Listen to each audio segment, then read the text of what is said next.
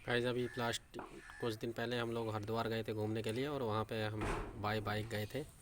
और बाइक से जाने के बाद हम 3-4 लोग थे, और वहाँ सबसे पहले हमने हरिद्वार में हर की पौड़ी पर स्नान किया, और स्नान करने के बाद में हम लोग फिर मनसा देवी गए।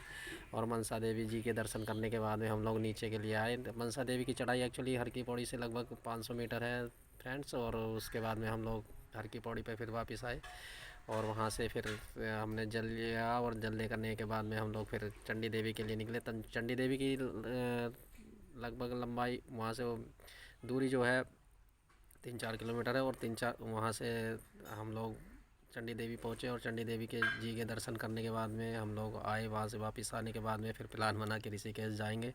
और ऋषिकेश जाने के बाद ऋषिकेश पहुँचे। ऋषिकेश से हम जब जा रहे थे तो साइड में जो नीलकंठ महादेव जी का रास्ता है, बड़ा अच्छा नज़ारा लगता है। वहाँ जो बाइक से चलता है आदमी तो बड़ा सुंदर लगता है। नीचे गंगा जी बह रही है, ऊपर आप चल रहे हैं तो बड़ा अच्छा लगता है।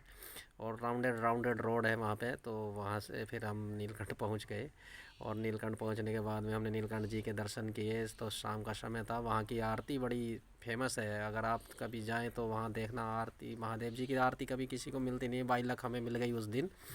तो बड़ा अच्छा नज़ारा था आरती का। हमने बड़ा मतलब उनका श्रृंगार किया जा रहा था महादेव जी का। जो वहाँ के मतलब पुजारी लोग थे वो उनको बड़ा सुसज्जित कर रहे थे। तो नॉर्मली वो उस टाइम पे क्लोज़ कर देते हैं, लेकिन बाई चांस हम पहुँच गए वहाँ पे। भीड़ नहीं थी, बहुत कम लोग वहाँ थे, क्योंकि वो दिखाते नहीं हैं किसी को। तो हम लोग वहाँ पता नहीं हम लोगों को क्यों नहीं कहा उन्होंने। तो हम पूरा नज़ारा देख रहे थे उस चीज़ का। पूरा बड़ा अच्छा सुंदर दृश्य था, और महादेव जी का कैसे वो श्रृंगार करते हैं वो सब चीज़ें हमने देखी। और उसको देखने के बाद वहाँ पे जो उन्होंने प्रसाद वितरण किया, उसको वो था देसी घी के बने हुए लड्डू थे वहाँ पे जो मिलता है शाम को आरती के बाद में। जो प्रसाद वितरण होता है वो देसी घी के लड्डू थे जो हमने लिए, मतलब ग्रहण किए। और उसके बाद में फिर हम वहीं पे डिनर किया। डिनर करने के बाद फिर नाइट में हम वहाँ से चले। और चलने के बाद में फिर हम धीरे धीरे अपना नीचे आए, ऋषिकेश आए। फिर हम देहरादून गए। देहरादून में हमने जो है मतलब ठहरे वहाँ पे एक होटल में। होटल में ठहरने के बाद में हम फिर अर्ली मॉर्निंग उठे, और वहाँ से सहस्त्रधारा गए।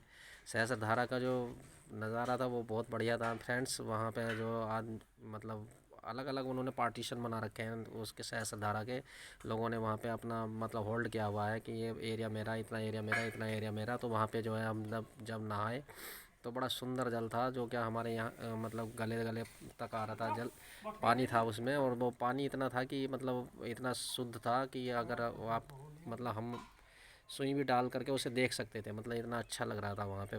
पानी इतना सुंदर मतलब साफ़ शुद्ध था।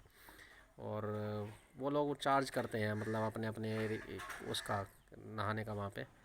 तो ये सब हमने देखा। और वहाँ से फिर घूम घाम करके हम लोग आए उस यहाँ हरिद्वार। फिर वापस आए, और हरिद्वार आने के बाद में फिर हमने